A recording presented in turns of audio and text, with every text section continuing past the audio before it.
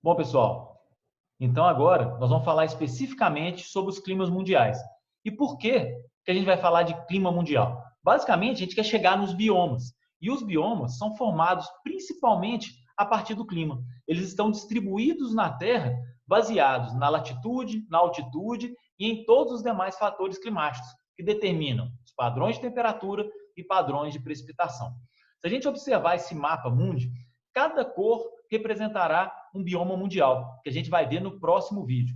Mas o que eu queria que vocês observassem agora é que as cores elas se repetem em determinada faixa de latitude. Então, nas latitudes mais elevadas ao norte, aqui a gente tem esse bioma roxo, depois a gente tem um bioma verde, depois a gente tem ou esse bioma meio alaranjado e esse bioma laranja escuro.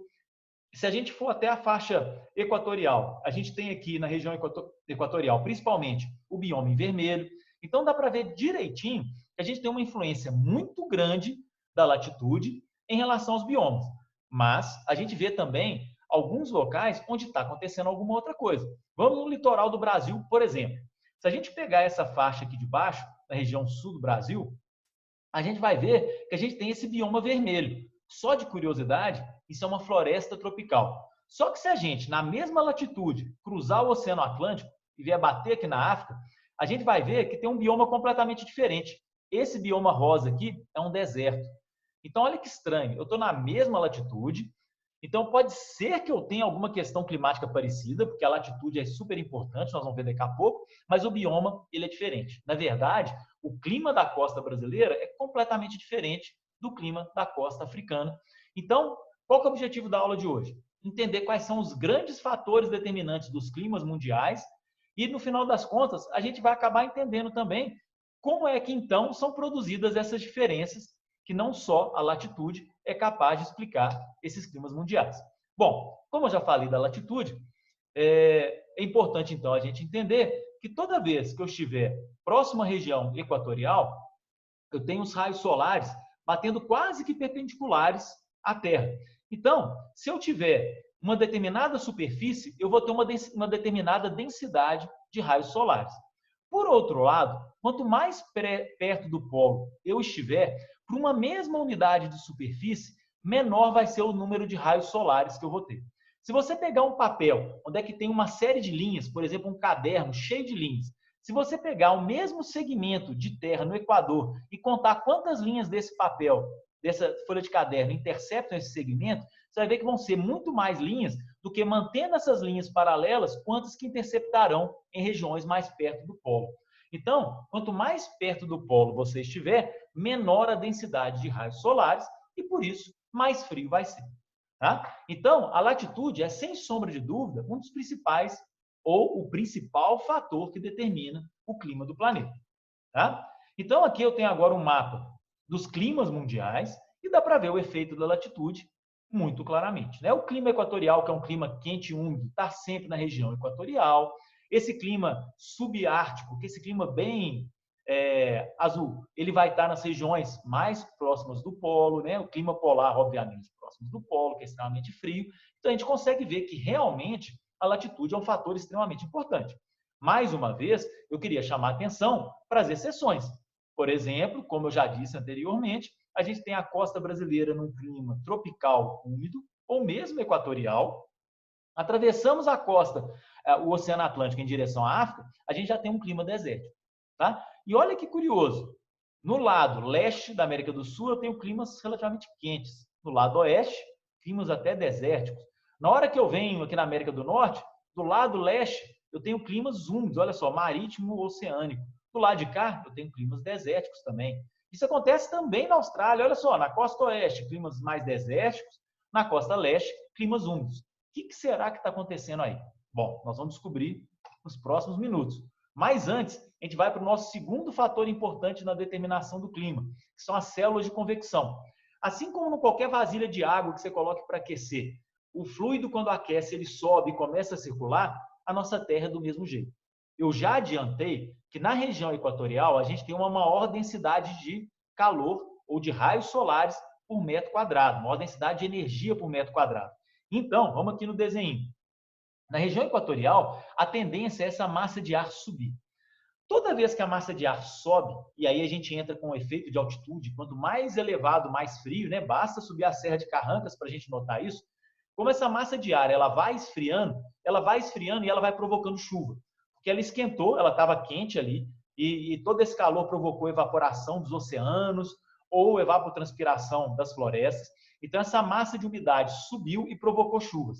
Então, essas células de convecção, que são chamadas de células de Hadley também, elas sobem provocando chuva, e é por isso que a região equatorial chove tanto, que ela está numa região que está sendo constantemente aquecida, essas massas de ar se elevam, resfriam e provocam chuva. Tá? Só que o curioso é que quando elas sobem, elas não vão caminhar até o polo e voltar, não. Elas retornam para a superfície em torno do paralelo 30. Então, elas subiram quente, foram se resfriando e precipitando, e por isso elas foram perdendo umidade.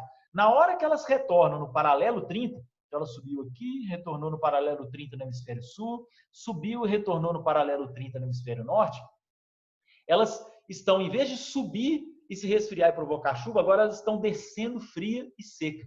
Então, os desertos estão localizados principalmente no entorno do paralelo 30, que é quando essas correntes de ar fria e seca estão descendo e retornando. Então, se a gente pegar aquele mesmo mapa dos biomas, e eu já dei um spoiler para vocês, mostrando que o deserto é o bioma que está aqui em rosa, a gente no paralelo 30 no hemisfério norte, a gente tem o deserto da Califórnia, a gente tem o deserto do Saara, a Península Arábica, o deserto da Mongólia, e no hemisfério sul, essa linha passa pelo deserto do Atacama, a costa do Esqueleto, que a gente já fez referência a ela, né, quando falou da diferença da costa brasileira e da costa africana, embora na costa brasileira está no paralelo 30 e não tem deserto, vamos descobrir ainda por quê. E essa linha do paralelo 30 no hemisfério sul passa ainda pelo deserto australiano. Então, por outro lado, no Equador, que é onde essa corrente sobe e causa precipitação, ela atravessa a floresta amazônica, atravessa a floresta do Congo e atravessa a floresta do Sudeste Asiático. Então, essas mesmas correntes convectivas, elas são capazes de provocar a ocorrência de florestas equatoriais na região próxima ao Equador e de provocar desertos no paralelo 30. Então, o mesmo fator, ele provoca muita umidade na região mais central do planeta e provoca uma probabilidade maior de ocorrência de desertos nos paralelos 30, que é quando essas correntes de convecção estão retornando. Tá bom? Então, só que existe uma questão interessante, é que essas correntes estão subindo e descendo, elas sobem duas vezes, né? Então elas sobem no Equador, voltam no paralelo 30, mas elas sobem aqui nas regiões mais extremas do planeta também, provocando essas várias células, só que o planeta está rodando. Se ele está rodando, essa circulação não é exatamente nesse sentido, ela vai meio que em diagonal pelo processo de rotação da Terra, como está mostrado nesse esquema. Então, justamente por isso, no Brasil, o vento predominante é o vento que sai de sudeste em direção a noroeste, em função das células de convecção e em função da rotação do planeta. Então, cada região do planeta, ela possui um vento predominante. O vento ele não é totalmente aleatório. Tem momentos na formação de uma chuva convectiva, que são aquelas grandes tempestades, que tem outros ventos, de outras características. Mas na maior parte do tempo, o vento em cada região vai ser sempre mais ou menos na mesma direção. Tá? Outra curiosidade, nessa região central, não está exatamente ventando, porque as massas de ar elas estão se deslocando para cima, né? E vão acabar provocando chuva. Provavelmente, no segundo grau, vocês estudaram o aperto que os europeus passavam quando vinham para a América, que eles pegavam zonas de calmaria, que eram zonas sem vento, que é exatamente essa região onde é que você tem o Equador e onde o vento está soprando para cima, entre aspas. Então, na verdade, como ele não está em diagonal, ele não empurra a caravela. Como que os caras, então, escapavam e conseguiam navegar? Na verdade, o eixo da Terra é inclinado, né? E dependendo da época do ano, o Equador real, o Sol não está batendo exatamente no Equador, ele está batendo um pouquinho para cima e um pouquinho para baixo. Então, essas células de convecção, dependendo da época do ano, quando é verão, por exemplo, no hemisfério norte, elas estão saindo mais ou menos dessa região aqui para cima, um pouquinho ao norte do Equador, e no verão, no hemisfério sul, estão saindo um pouquinho para cá por conta da inclinação da Terra. Tá? Então, por isso, bastava o cara lá ficar esperando que pelo próprio movimento de circulação da Terra em torno do Sol e a Terra ter o eixo inclinado, vai chegar um momento onde é que você não vai estar mais parado debaixo desse local de ascensão das massas. Tá? Então, esse aí, ó, já vimos. latitude, e agora vimos as células de convecção. Vamos ver, então, o terceiro fator, que são as correntes marinhas. E esse fator vai ajudar a gente a entender aquela questão da América do Sul comparado com a África, que eu comentei anteriormente. Por conta também do movimento da Terra, toda vez que você estiver no hemisfério sul, as correntes marinhas vão estar se movimentando nesse sentido anti-horário, enquanto no hemisfério norte vão estar movimentando no sentido horário. Tá? Isso pode parecer um pouquinho estranho, mas na verdade esse é o mesmo movimento. É simplesmente pelo fato da Terra ser redonda. Se vocês quiserem comprovar isso, vocês peguem uma folha de papel, divida com uma linha no meio. Na parte de cima, vocês coloquem uma seta no sentido horário e na parte de baixo uma seta no sentido anti-horário. Se vocês dobrarem essa folha de papel no local riscado e olhar contra a luz, vocês vão ver que as duas setas, na verdade, estão para o mesmo local. Tá? Então, no final das contas, é só porque a gente transformou um planeta redondo num plano, é que a gente tem essa perspectiva de que as massas de água no norte se locomovem no sentido horário e no sul no sentido anti-horário. Mas por que isso é importante? Vamos atentar para essa região aqui do Atlântico Sul, que foi onde a gente viu aquela diferença. Tá? Mas exemplificando aqui, a gente vai entender os efeitos climáticos de todas essas correntes.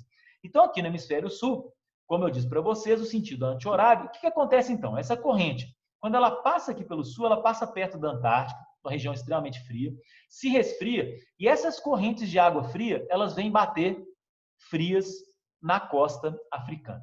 Qual que é o problema de uma massa de água oceânica fria bater na costa? Se o mar está frio, ele tem menos probabilidade de evaporar e ele também vai esfriar a atmosfera logo acima dessa camada de água. E um ar frio, ele é geralmente seco. Por quê? Porque sob o frio a água condensa.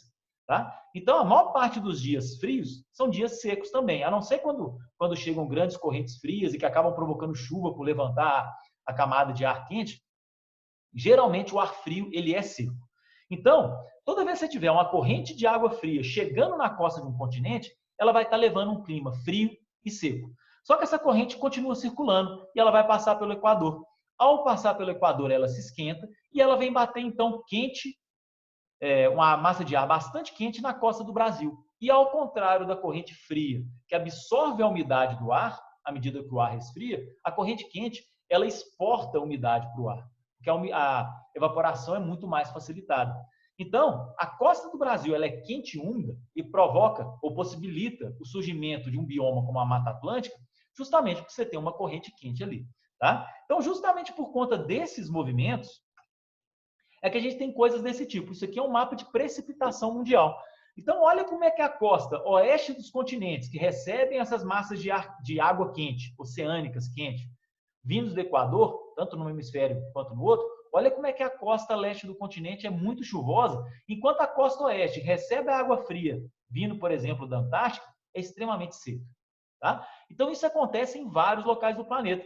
Até em continentes que têm um formato mais insular, como, por exemplo, a Austrália, ela recebe deste lado a água fria da Antártica e deste lado a água quente vindo do Equador. Então, a costa leste da Austrália é muito mais chuvosa do que a costa oeste, onde é que você tem um clima muito mais desértico. Então, esse foi o terceiro fator. Tá? Então, só de ver esses fatores, a gente já consegue ver que eles explicam a ocorrência de um monte de bioma, como, por exemplo, a floresta tropical na América do Sul e os desertos na costa africana, principalmente nesse lugarzinho aqui, que juntou paralelo 30 com a corrente fria vindo da Antártica. Bom, e o próximo fator? O próximo fator a gente chama de continentalidade ou maritimidade. O que é isso? Como a maior parte da umidade que gera chuvas vem do oceano, quanto mais próximo do oceano você tiver, maior a chance de você ter um clima chuvoso. É claro que se esse oceano tiver ligado a uma massa de água fria vindo da Antártica, por exemplo, isso não vai adiantar muito.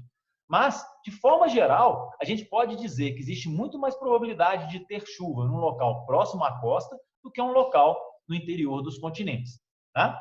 E por que então, por que isso acontece? Isso acontece por diversos fatores. Primeiro, pela própria proximidade. E o segundo fator interessante é que a água ela demora muito mais para esquentar e muito mais para esfriar também. Então, durante o dia, em geral, no comecinho da manhã, a água do mar está mais quente e a água da terra, no começo da manhã, A água do mar ela começa a esquentar mais devagar, enquanto que a terra esquenta mais rapidamente. Por conta disso, o ar sobe, fica mais quente, sobe na terra e quando chega lá na hora do almoço, o vento começa a soprar do oceano em direção ao continente. Tá? Quando chega de madrugadinha, de noite, tem o contrário. A água do mar está quente e a terra está fria, porque ela esfriou durante a noite. Então, onde que o vento vai soprar? Da terra em direção ao mar. Então, o pescador sabe muito bem disso. Ele sai bem de madrugadinha, onde é que o mar ainda está quente e a terra está fria, e ele pega o vento em direção ao mar e ele vai sem medo de ser feliz, porque ele sabe que na hora que começar a esquentar a terra, vai se inverter. O vento vai soprar do mar para a terra e ele volta. Então, ele pode passar algumas horas pescando, que ele vai ter um vento soprando ele de volta para a terra. Mas eu estou explicando isso tudo, não é para contar a história do pescador. É para contar que esse próprio movimento atmosférico do mar para a terra, da terra para o mar, ajuda a trazer a umidade do mar em direção ao continente, fazendo com que tenha chuva no continente. Se tiver uma grande cadeia de montanha no meio do caminho e essa massa de ar úmido vindo do mar bater nessa montanha, essa massa vai subir e vai provocar chuva.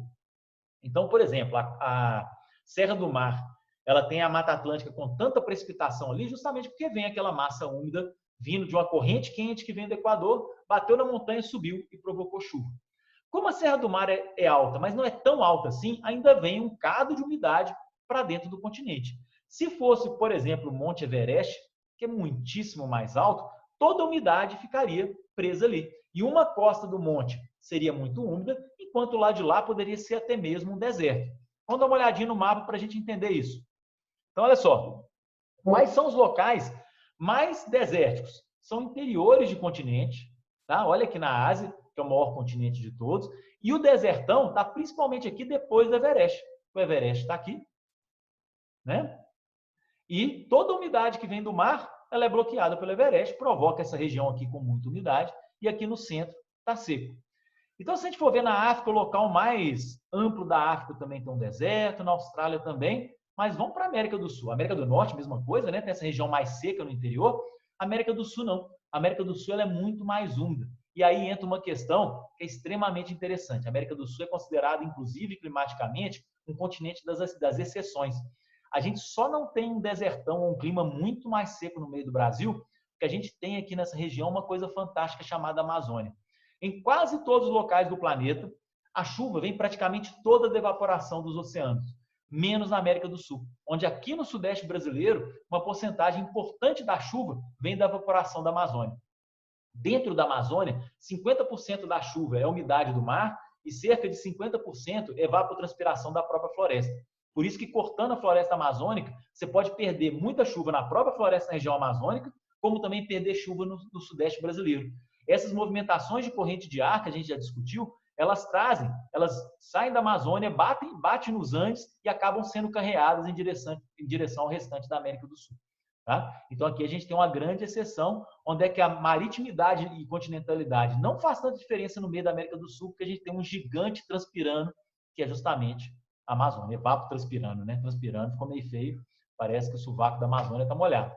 Bom, gente, então no final das contas é isso. A gente acabou de passar pelos principais fatores que determinam os climas mundiais e no próximo vídeo a gente vai estar discutindo cada um desses biomas, que apareceu o nomezinho deles agora pela primeira vez, e nós vamos entender então a qual clima eles se associam e quais são as principais características de cada um desses biomas.